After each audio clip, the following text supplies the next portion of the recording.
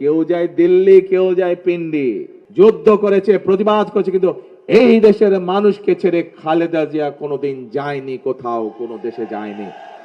ধানের শীষকে জয়যুক্ত করতে হবে, ধানের শীষে 12 তারিখে সিল মারতে হবে।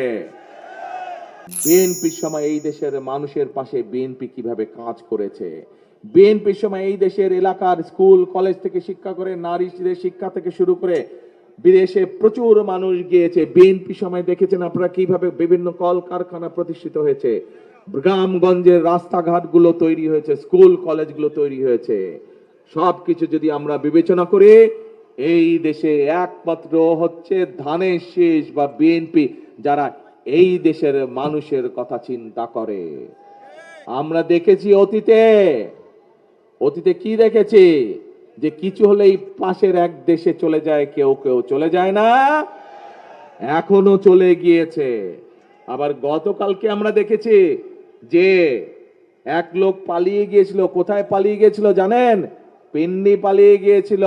এই যাদের কথা ষড়যন্ত্র করছে বললাম, এই বিকাশ নম্বর নিচ্ছে, এনআইডি নম্বর নিচ্ছে, মানুষের মা বোনদের বিভ্রান্ত করছে বিভিন্ন কথা বলে, তাদের এক লোক পালিয়ে গিয়েছিল পিন্ডিতে।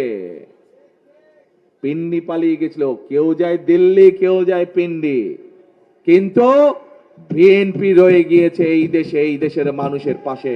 খালেদা জিয়া কোথাও গিয়েছে?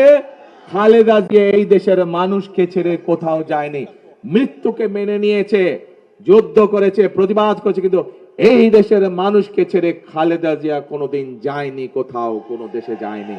খালেদা জিয়া নিজেই বলে গিয়েছেন যে এই দেশই হচ্ছে খালেদা জিয়ার প্রথম এবং শেষ ঠিকানা। কাজে বিএনপি হচ্ছে এই দেশের, বিএনপি সেই জন্যই বলে থাকে প্রথম বাংলাদেশ আমার, শেষ বাংলাদেশ আমার।